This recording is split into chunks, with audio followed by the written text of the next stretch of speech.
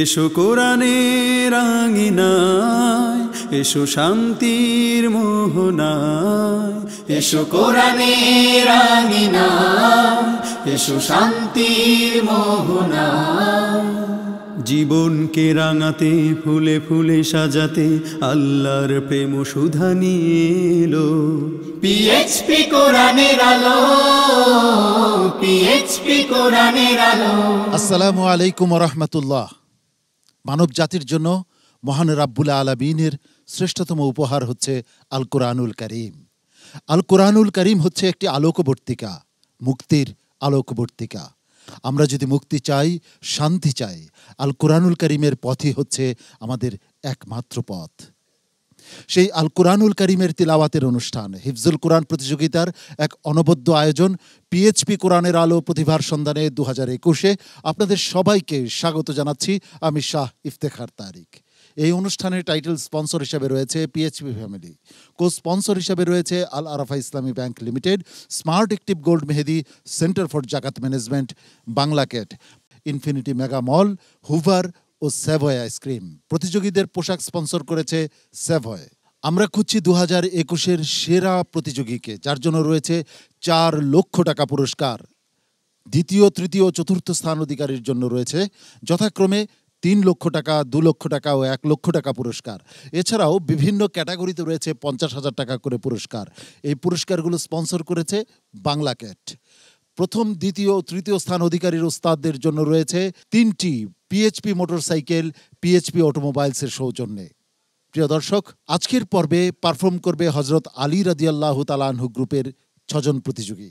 প্রতিযোগীকে মঞ্চে ডেকে নেবার পূর্বে চলুন পরিচিত হয়ে নেই সম্মানিত বিচারক মণ্ডলীর সাথে। সম্মানিত বিচারক হিসেবে আমাদের মাঝে উপস্থিত রয়েছেন সিনিয়র কারি, দেশে বিদেশে সমাদৃত হাফেজ কারি জহিরুল ইসলাম। আসসালামু আলাইকুম ওয়া রাহমাতুল্লাহি ওয়া বারাকাতুহু। কোরআনের আলো ফাউন্ডেশনের সম্মানিত চেয়ারম্যান হাফেজ মাওলানা আবু ইউসুফ। আসসালামু আলাইকুম ওয়া রাহমাতুল্লাহি ওয়া বারাকাতুহু। হাফেজ কারি নাজমুল হাসান।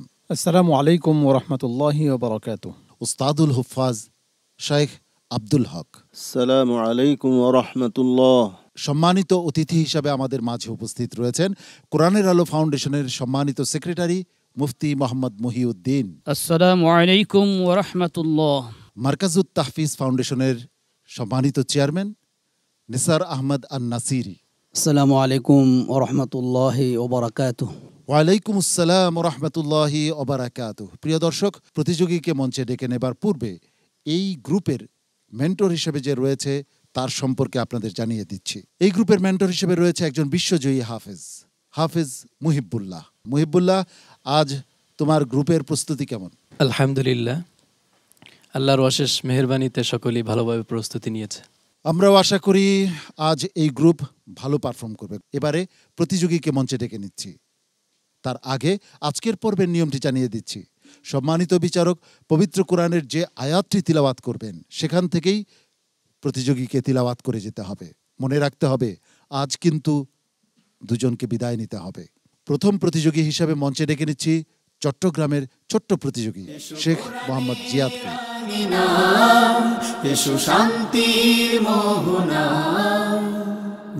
আসসালামু আলাইকুম ওয়া রাহমাতুল্লাহি ওয়া বারাকাতুহু। ওয়া আলাইকুম আসসালাম ওয়া রাহমাতুল্লাহি ওয়া বারাকাতুহু।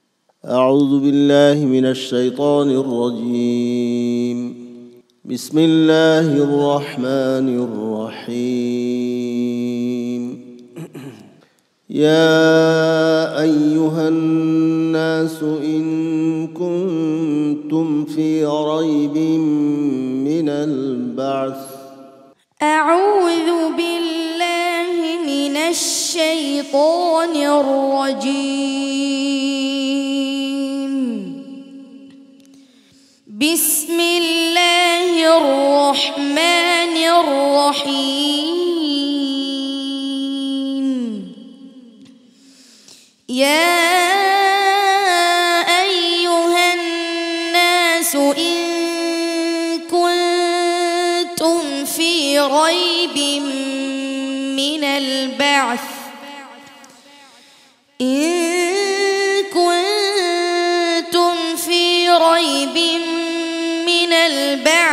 فإنا خلقناكم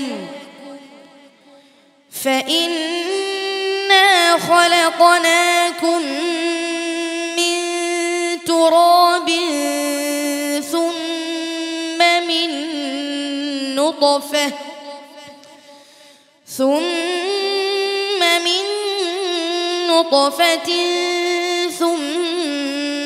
من علقة ثم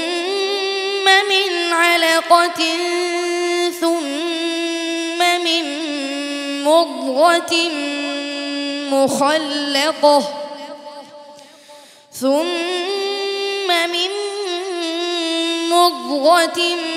مخلقة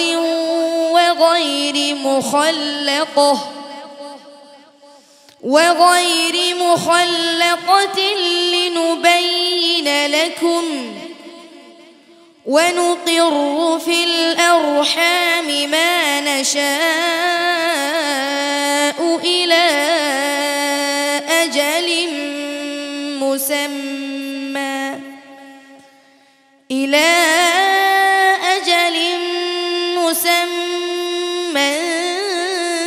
ثم نخرجكم طفلا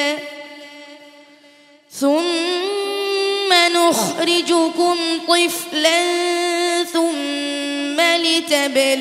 لتبلغوا أشدكم ومنكم من يتوفى ومنكم من يرد إلى أرذل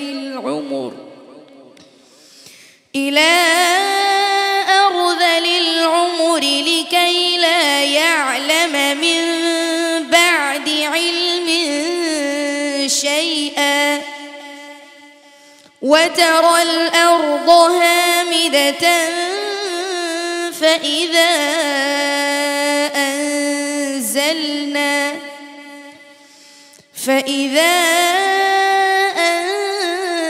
أنزلنا عليها الماء اهتزت وربت وأنبتت من كل زوج بهيج حسبك صدق الله مولانا العظيم শেখ মোহাম্মদ জিয়াদ, তোমার চমৎকার কণ্ঠে পবিত্র কালামুল্লাহ শরীফের তেলাওয়াত শুনে আমি এবং প্রিয় দর্শকবৃন্দ নিশ্চয়ই এক অন্যরকম আবেশে আবিষ্ট হয়েছেন।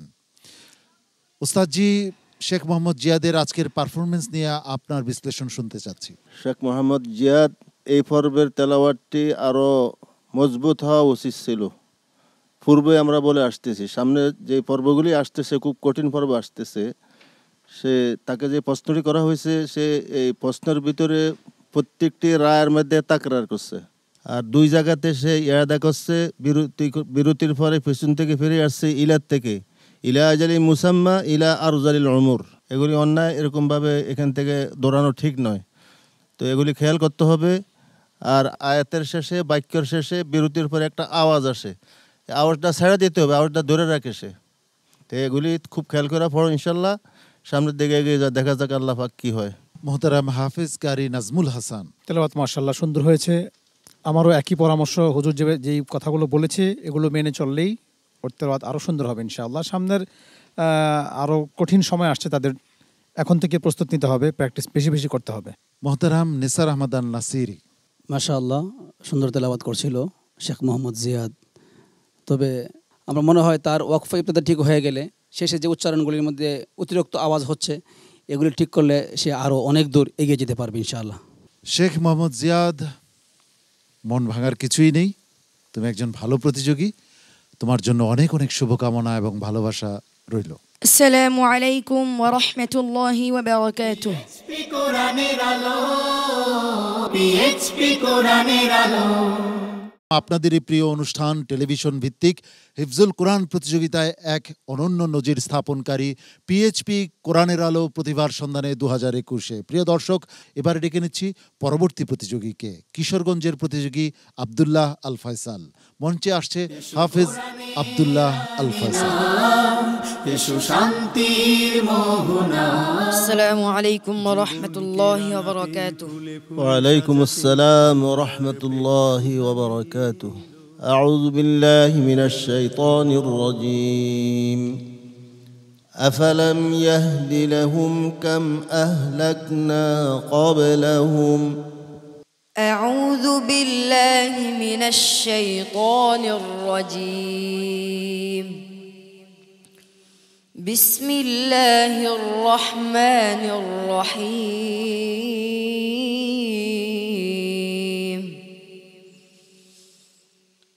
أفلم يهد لهم كم أهلكنا من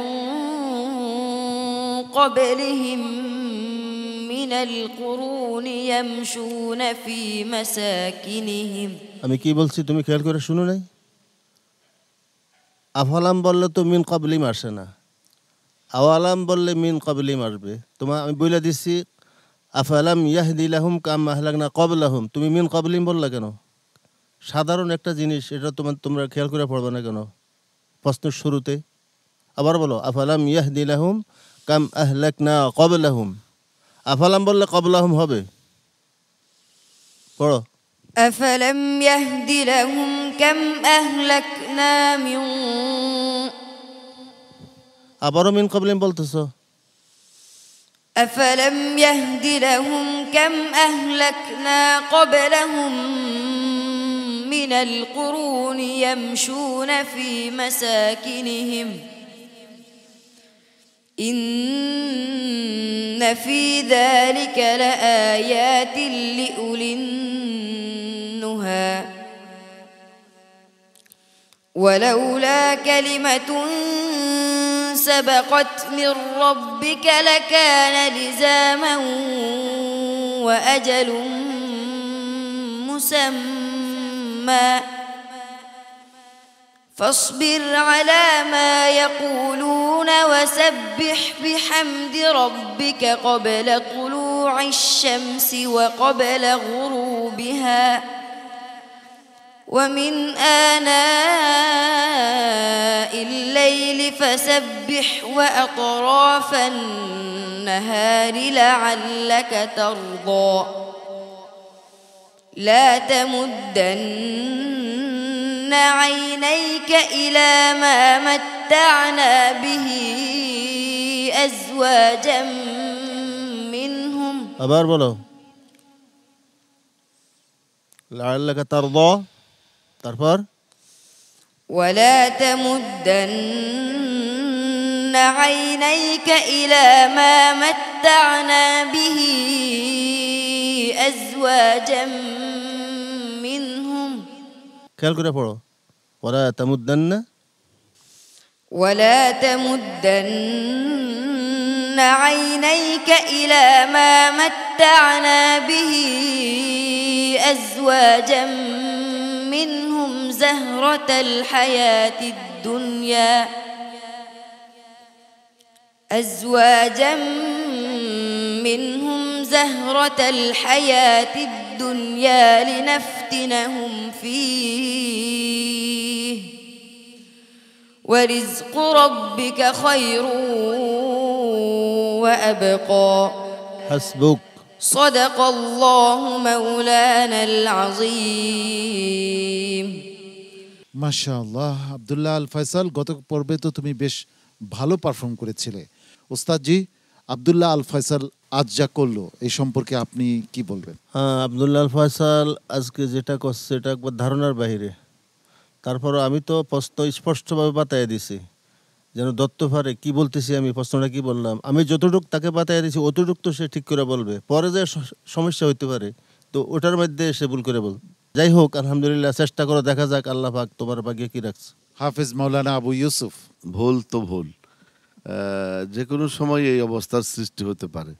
তার মানে এটা নয় যে আব্দুল্লাহ আল ফয়সাল খুব দুর্বল একজন প্রতিযোগী। হ্যাঁ, এর আগেও তার পারফরমেন্স আমরা দেখছি অনেক ভালো। তো সুতরাং এই মন খারাপ করার কোনো কারণ নেই, তোমার তো এখনো রেজাল্ট হয়নি, তবে তোমার তেলাওয়াত ভালো। ধন্যবাদ। সম্মানিত মেহমান মুফতি মোহাম্মদ মহিউদ্দিন। আব্দুল্লাহ ফয়সাল, তুমি ভালোই পড়েছ, কিন্তু তোমার মিস্টেক যেটা হয়েছে উস্তাদরা বলেছে সংশোধনের জন্য সংশোধন করেছ। তো আশা করি তুমি অধিক পরিমাণ তেলাওয়াত করলে একদম পরিপূর্ণ সংশোধিত হবে, এই প্রত্যাশা করছি। আব্দুল্লাহ আল ফয়সাল, মোহতারাম অতিথি এবং বিচারক মণ্ডলীর মতামত তুমি শুনলে, পরামর্শ শুনলে, এ অনুযায়ী সামনের দিনগুলোকে তুমি নিজেকে গড়ে তুলবে, এ প্রত্যাশা রইল। সবার কাছে দোয়া আছে। আসসালামু আলাইকুম ওয়া রাহমাতুল্লাহি ওয়া বারাকাতুহু।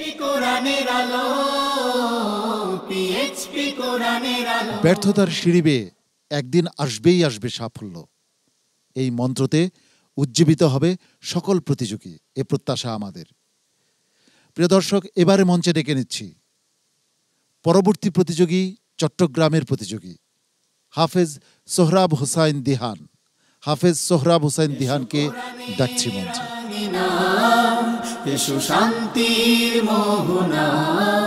আসসালামু আলাইকুম ওয়া রাহমাতুল্লাহি ওয়া বারাকাতুহু।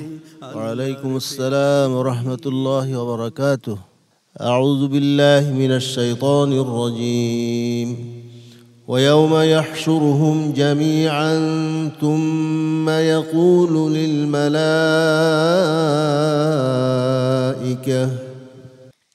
أعوذ بالله من الشيطان الرجيم. بسم الله الرحمن الرحيم.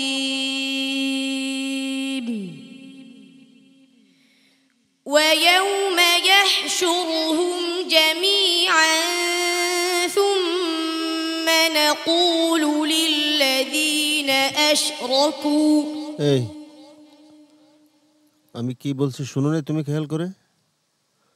আমি বলছি ওয়ায়াউমা ইয়াহশুরুহুম জামিআন সুম্মা ইয়াকুলু, নাকুলু বলছিলাম, বলো আবার। ওয়ায়াউমা ইয়াহশুরুহুম জামিআন সুম্মা ইয়াকুলু লিল মালাইকা।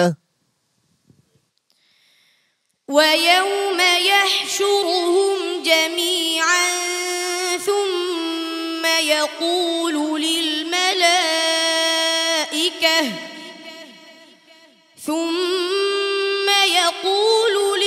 للملائكة أهؤلاء إياكم كانوا يعبدون قالوا سبحانك أنت ولينا من دونهم بل كانوا يعبدون الجن أكثرهم بهم مؤمنون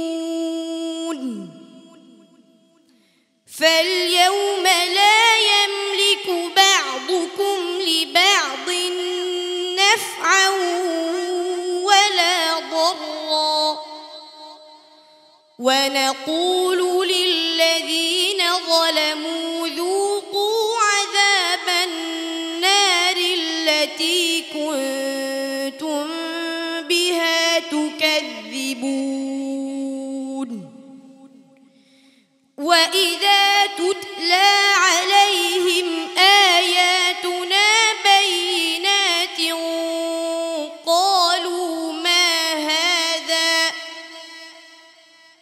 قالوا ما هذا إلا رجل يريد أن يصدكم عما كان يعبد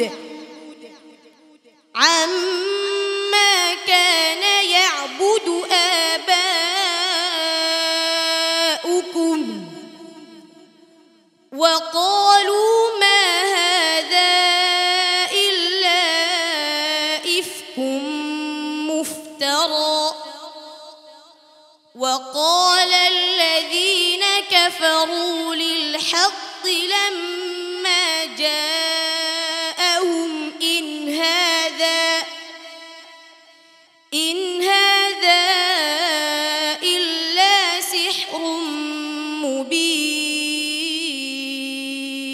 হাসবুক। صدق الله مولانا العظيم. উস্তাদজি, সোহরাব হোসেনের পারফরমেন্স কেমন ছিল? তুমিও ওই আগের প্রতিযোগীর নিয়ে অক্ষর শেষে আয়াতের শেষে আওয়াজটা একটু ধরে রাখো। সুতরাং আয়াতের শেষে, কলমার শেষে, শব্দর শেষে যখন বিরতি করা হবে খুব আস্তে করে হরফটা সাকিন করতে হবে, সেদিকে সবার লক্ষ্য রাখতে হবে, সমস্ত প্রতিযোগীদের, উস্তাদদের ইনশাআল্লাহ। সম্মানিত বিচারক হাফেজ কারি জহিরুল ইসলাম, আপনার কাছে কেমন লেগেছে শাহাদাত হুসাইনের তেলাওয়াত? তাড়াহুড়া করেছে এবং জোরে পড়েছে, আর একটু ধীরে তার তিলের সাথে তেলাওয়াত করলে শুনতে ভালো লাগবে। তোমার পছন্দনীয় একজন বিশ্বমানের হাফেজকে তুমি অনুকরণ করো, ইনশাল্লাহ তুমি ভবিষ্যতে ভালো করবে। সোহরাব, তোমার জন্য অনেক অনেক শুভকামনা। আসসালামু আলাইকুম ওয়া রাহমাতুল্লাহি ওয়া বারাকাতুহু। কোরআনের আলো, পিএইচপি কোরআনের আলো। আপনাদেরই প্রিয় অনুষ্ঠান হিফজুল কোরআন প্রতিযোগিতার এক অনবদ্য আয়োজন পিএইচপি কোরআনের আলো প্রতিভার সন্ধানে 2021-এ। এই অনুষ্ঠানের টাইটেল স্পন্সর হিসেবে রয়েছে পিএইচপি ফ্যামিলি, কো স্পন্সর হিসেবে রয়েছে Al Arafah Islami bank limited, smart active gold Mehedi, centre for Zakat management, Bangla cat, infinity megamall, Savoy ice cream ও হুভার। প্রিয় দর্শক, হযরত আলী রাদিয়াল্লাহু তাআলা আনহু গ্রুপের প্রতিযোগীরা পারফর্ম করছে আজকের মঞ্চে। এবারের প্রতিযোগী হিসেবে মঞ্চে ডেকে নিচ্ছি নারায়ণগঞ্জের প্রতিযোগী মেহেরুল্লাহকে। হাফেজ মেহেরুল্লাহ। এসো শান্তির মোহনা। আসসালামু আলাইকুম ওয়া রাহমাতুল্লাহি ওয়া বারাকাতুহু। ওয়া আলাইকুমুস সালাম ওয়া রাহমাতুল্লাহি ওয়া বারাকাতুহু। আউযু বিল্লাহি মিনাশ শাইতানির রাজীম। বিসমিল্লাহির রহমানির রহিম। واستغفروا ربكم ثم توبوا إليه. أعوذ بالله من الشيطان الرجيم. بسم الله الرحمن الرحيم.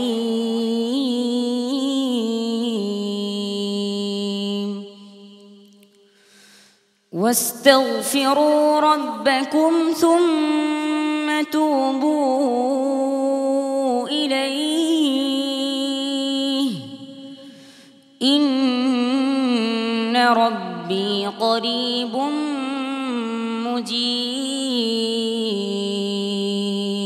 খেয়াল করে বলো, ইন্না রব্বি।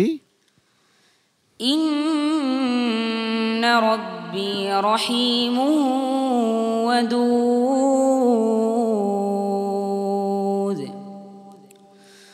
قالوا يا شعيب ما نفقه كثيرا مما تقول وإنا لنراك فينا ضعيفا ولولا رهطك لرجمناك وما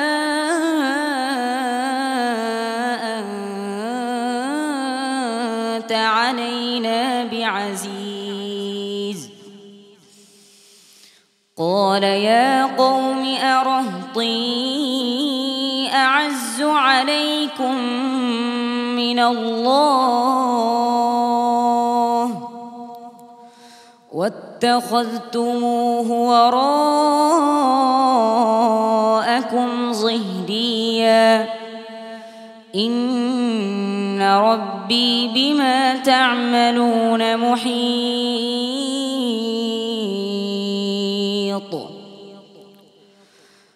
ويا قوم اعملوا على مكانتكم إني عامل سوف تعلمون من يأتيه عذاب يخزيه ومن هو كاذب وارتقبوا إني معكم رقيب.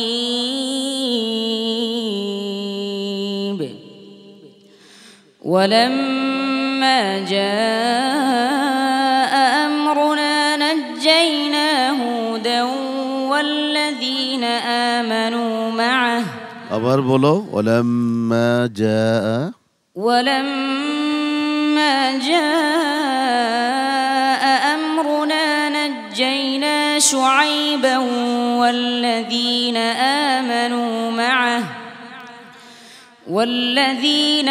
آمنوا معه برحمة منا وأخذت الذين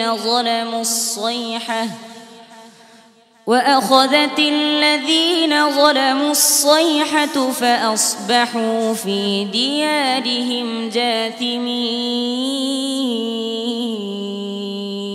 حسبك. صدق الله مولانا العظيم.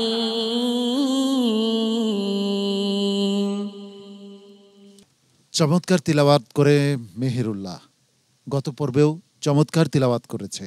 আজ কেমন করেছে সম্মানিত বিচারক হাফিজ মাওলানা আবু ইউসুফ সাহেবের কাছ থেকে জেনে আসি। তুমি তো জানো যদি টোকা খায় নাম্বার কাটে নাকি জানো, কম হয়। হ্যাঁ, আমি তো মনে করি না যে তোমার ইয়াদের কোনো প্রবলেম। খুব কেয়ারফুলি তেলাওয়াত করতে হবে, খুব খেয়াল করে। তুমি ভালো শক্ত একজন প্রতিযোগী, তোমার ইয়াদ ভালো, কণ্ঠ ভালো, তেলাওয়াতের মধ্যে শ্রুতিমধু আছে। হ্যাঁ, খেয়াল করতে হবে বাবা। হ্যাঁ, ওস্তাদুল হুফাজ, একটা হুসুট খাওয়ার পরে বাকিগুলি যদি ঠিক মতো চালায় যেতে পারে তাহলে আর কোনো সমস্যা নেই। যাই হোক, আলহামদুলিল্লাহ, তোমার তেলাওয়াত অত্যন্ত চমৎকার তেলাওয়াত, শক্ত তেলাওয়াত। তুমি আরো সুন্দরভাবে চেষ্টা করো, সামনে যেন আরো ভালো করতে পারে। এখন তোমার বাকি যা আছে তাই হবে ইনশাল্লাহ, চিন্তার কোনো কারণ নাই। এখন তো অনেক বাকি আছে, দেখা যাক কি হয়। মেহেরুল্লাহ, তোমার জন্য অনেক অনেক শুভকামনা রইল। আল্লাহ রাব্বুল আলামিন তোমাকে সামনে অনেক বড় করুন। আসসালামু আলাইকুম ওয়া রাহমাতুল্লাহি ওয়া বারাকাতুহু। এবারের প্রতিযোগী সালমান আল মাহমুদ, সিলেটের ছোট্ট প্রতিযোগী হাফেজ সালমান আল মাহমুদ। আসসালামু আলাইকুম ওয়া রাহমাতুল্লাহি ওয়া বারাকাতুহু। ওয়া আলাইকুম আসসালাম ওয়া রাহমাতুল্লাহি ওয়া বারাকাতুহু। أعوذ بالله من الشيطان الرجيم. بسم الله الرحمن الرحيم. وهو الذي أنشأكم من نفس واحدة. أعوذ بالله من الشيطان الرجيم.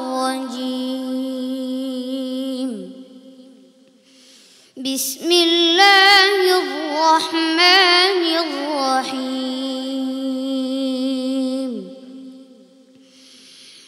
وهو الذي أنشأكم من نفس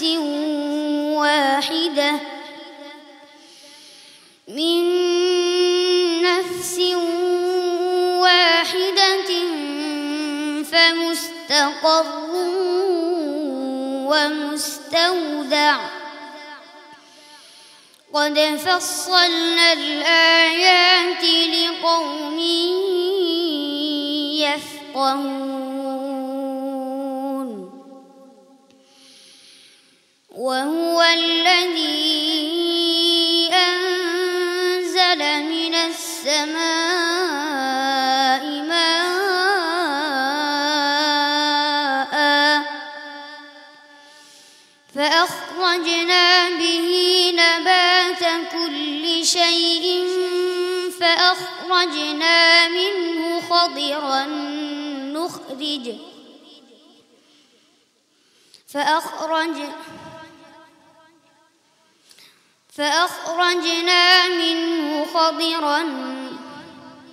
জি ঠিক আছে। فأخرجنا منه ঠিক আছে, বলো। وهو الذي أنزل من السماء ماء فأخرجنا به نبات كل شيء فأخرجنا منه خضرا فأخرجنا منه خضرا نخرج به فأخرجنا منه خضرا نخرج منه حبا متراكبا فأخرجنا منه خضرا نخرج منه حبا متراكبا أركبر فأخرجنا منه خضرا نخرج منه حبا متراكبا فأخرجنا منه خضرا نخرج منه حبا متراكبا ومن النخل من طلعها قنوان دانية وجنات من أعناب حسبك صدق الله العظيم صدق الله مولانا العظيم সম্মানিত বিচারক হাফেজ কারি জহিরুল ইসলাম, আপনি কি বলবেন? শক্ত প্রতিযোগী, ভালো মানের প্রতিযোগী।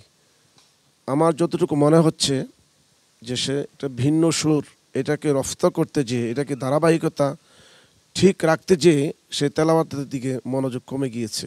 আমি তোমাকে নিরুৎসাহিত করব না যে তুমি এই স্বরে পড়বে না, পড়বে মাশাআল্লাহ। তুমি অনেকটাই আয়ত্ত করে ফেলেছো, তবে আরও বেশি সাধনা করলে ইনশাআল্লাহ তুমি চমৎকার তেলাওয়াত উপহার দিতে পারবে। এই বয়সে এই ধরনের সুরে পড়ার চেষ্টা করাটা আসলে একটু কঠিন। তারপরও গতানুগতিক যে সুর বাংলাদেশে চলতেছে তার বাইরে এসে যাওয়ার চেষ্টা করেছে, এটা একটা ভালো চেষ্টা করে যাও, দেখা যাক রেজাল্ট কি হয়, দোয়া করতে থাকো। উস্তাদ জি, এই অল্প বয়সে যে অনেকটা আয়ত্ত করছে, আলহামদুলিল্লাহ। আরও চেষ্টা করো, ইনশাআল্লাহ সামনে আরও ভালো করতে পারবে।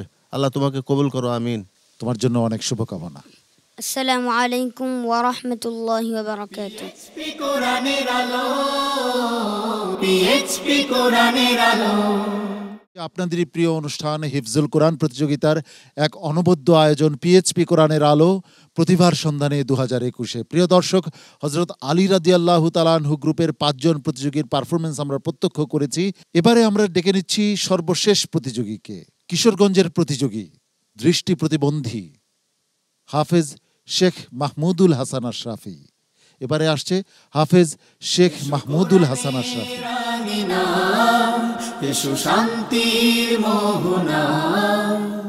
السلام عليكم ورحمة الله وبركاته. وعليكم السلام ورحمة الله تعالى وبركاته. أعوذ بالله من الشيطان الرجيم. بسم الله الرحمن الرحيم.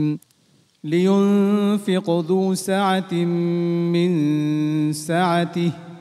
أعوذ بالله من الشيطان الرجيم. بسم الله الرحمن الرحيم.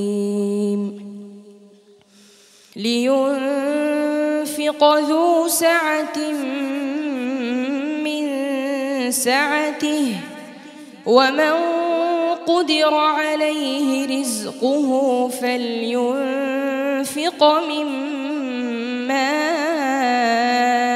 آتاه الله لا يكلف الله نفسا إلا ما آتاها سيجعل الله بعد عسر يسرا وكأي من قرية عتت عن أمر ربها ورسله فحاسبناها حسابا شديدا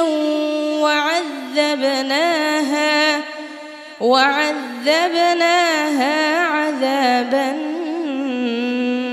نكرا فذاقت وبال أمرها وكان عاقبة أمرها خسرا أعد الله لهم عذابا شديدا فاتقوا الله يا أولي الألباب الذين آمنوا قد أنزل الله إليكم ذكرا رسولا يتلو عليكم آيات الله مبينات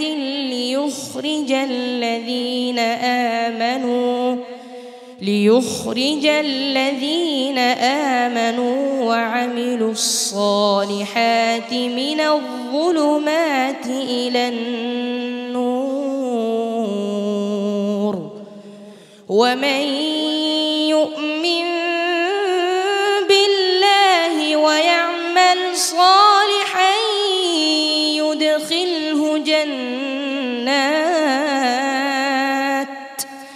يدخله جنات تجري من تحتها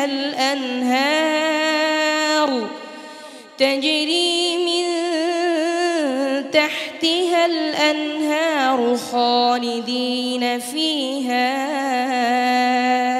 أبدا قد أحسن الله له رزقا الله الذي خلق 7 سماوات ومن الأرض مثلهن يتنزل الأمر بينهن لتعلموا أن الله على كل شيء قدير حسبك صدق الله العظيم যদি থামার নির্দেশ না আসতো, যদি ইফতারের সময় ঘনিয়ে না আসতো, তাহলে আমি সারা রাত তার তিলাওয়াত শুনতে পারতাম। সে দৃষ্টি প্রতিবন্ধী, তার দৃষ্টিতে সমস্যা রয়েছে, কিন্তু সে তার তিলাওয়াতের আলোতে আমাদের পুরো দেশটাকে আলোকিত করে ফেলেছে। সম্মানিত বিচারক হাফেজ কারি নাজমুল হাসান, মাহমুদুল হাসান আশরাফির তেলাওয়াত কেমন হয়েছে? আমার ওর তেলাওয়াতে হাসবুক বলতে কষ্ট হচ্ছিল, আরও শুনতে ইচ্ছে করতেছিল। চমৎকার তেলাওয়াত। ওয়াকফের কিছু বিষয় আছে, ইবতেদার কিছু বিষয় আছে, এগুলো খেয়াল করতে হবে, আরও সুন্দর হবে তার তেলাওয়াত। দোয়া করি তার জন্য। হাফেজ মাওলানা আবু ইউসুফ, আপনার কাছে জানতে যাচ্ছি আশরাফির তেলাওয়াত সম্পর্কে। মাশাআল্লাহ, অসাধারণ, হৃদয়গ্রাহী একটি তেলাওয়াত সে উপহার দিয়েছে। তো দোয়া করি তার জন্য আল্লাহ রাব্বুল আলামিন তাকে পূর্ণাঙ্গ সফলতা দান করুন, আমিন। মোহতারাম নিসার আহমদ আন-নাসিরি, এই পিএইচবি কোরআনের আলো এভাবেই প্রতিবাদীকে তৈরি করেন, যারা বিশ্ব দরবারে গিয়ে অন্ধ হয়ে সারা পৃথিবীকে হারিয়ে এই বাংলাদেশের লাল সবুজের পতাকাকে উড্ডীন করে। আমি দোয়া করি আশরাফির জন্য, সে যেন ওয়াকফ ইবতিদা ঠিক করে আরও সুন্দর করে তেলাওয়াত করতে পারে। মাহমুদুল হাসান আশরাফি, তোমার জন্য অনেক অনেক শুভকামনা এবং দোয়া রইল। আল্লাহ রাব্বুল আলামিন তোমাকে দুনিয়া এবং আখিরাতে সফল করুন। আসসালামু আলাইকুম ওয়া রাহমাতুল্লাহ। প্রিয় দর্শক, আজকের পর্বের একেবারে শেষ পর্যায়ে আমরা উপনীত হয়েছি। আবার হাতে ফলাফল চলে এসেছে। হযরত আলী রাদিয়াল্লাহু তাআলা আনহু গ্রুপের এই 6 প্রতিযোগীর মধ্য থেকে 4 জন চলে যাবে পরবর্তী রাউন্ডে, আর 2 জনকে বিদায় নিতে হবে।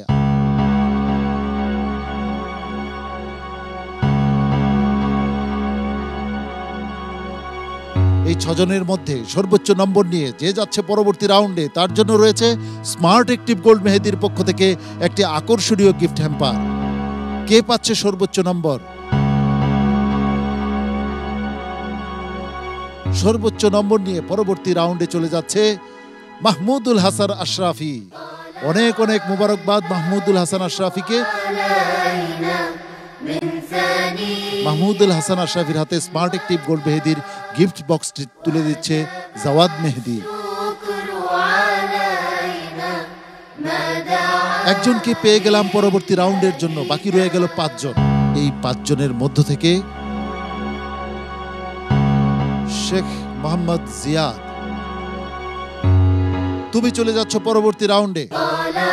অনেক অনেক মোবারকবাদ শেখ মোহাম্মদ জিয়াদকে। তুমি আমার ডান পাশে চলে এসো। পরবর্তী রাউন্ডের জন্য পেয়ে গেলাম 2 জন, বাকি রয়ে গেল 4 জন। এই 4 জনের মধ্য থেকে মেহেরুল্লাহ,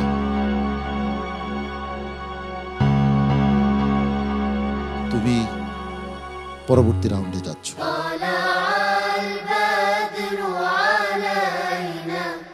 বাকি রয়ে গেল 3 জন। আব্দুল্লাহ, তুমি তো জানো আজ তোমার দিনটি ভালো ছিল না। 2 দিনের পারফরমেন্সের বিবেচনায় সম্মানিত বিচারক মণ্ডলী সিদ্ধান্ত নিয়েছেন এই পর্ব থেকে তুমি বিদায় নিচ্ছ। সালমান এবং সোহরাব হোসেন দিহান, এই 2 জন বাকি রয়ে গেল। সোহরাব হোসেন দিহান, তুমি পরবর্তী রাউন্ডে যাচ্ছ। অনেক অনেক মোবারকবাদ তোমাকে। তুমি চলে যাচ্ছ পরবর্তী রাউন্ডে। আর সালমান, তুমি এই পর্ব থেকে বিদায় নিলেও তুমি চলে যাচ্ছ ওয়েটিং জোনে। তোমাকে ওয়েটিং জোনে যাওয়ার জন্য বিচারক মণ্ডলী নির্ধারণ করেছেন। তুমি যাচ্ছ ওয়েটিং জোনে। তুমি আরেকটা সুযোগ পাচ্ছ আবারও প্রতিযোগিতা দিয়ে মূল পর্বে ফিরে আসা। তুমি চলে যাও তোমার ওয়েটিং জোনে। অনেক অনেক মোবারকবাদ তোমাকে বিদায় না নেওয়ার জন্য। প্রিয় দর্শক, আজকের মতো একেবারে শেষ পর্যায়ে আমরা চলে এসেছি। সম্মানিত বিচারক মণ্ডলীকে আন্তরিক মোবারকবাদ জানাচ্ছি। সম্মানিত অতিথিদ্বয়কে মোবারকবাদ ও কৃতজ্ঞতা জানাচ্ছি কষ্ট করে আমাদের মাঝে উপস্থিত হবার জন্য। ধন্যবাদ জানাচ্ছি প্রিয় দর্শক আপনাকেও। আমাদের মাঝে আপনিও ছিলেন অন্যতম একজন হয়ে। আগামীকাল একই সময়ে আপনাদের প্রিয় স্যাটেলাইট চ্যানেল এনটিভির পর্দায় আপনাদের প্রিয় অনুষ্ঠান হিফজুল কোরআন প্রতিযোগিতার এক অনবদ্য আয়োজন পিএইচপি কোরআনের আলো প্রতিভার সন্ধানে 2021 দেখার আমন্ত্রণ জানাচ্ছি। মহান রাব্বুল আলামিন আপনাদের সবাইকে ভালো রাখুন, সুস্থ রাখুন, ঈমান ও আমলের সঙ্গে রাখুন। এ প্রত্যাশায় আমি শাহ ইফতেখার তারিক এখানেই বিদায় নিচ্ছি। আসসালামু আলাইকুম ওয়া রাহমাতুল্লাহি ওয়া পিএইচপি কোরআনের আলো, পিএইচপি কোরআনের আলো, পিএইচপি কোরআনের আলো, পিএইচপি কোরআনের আলো।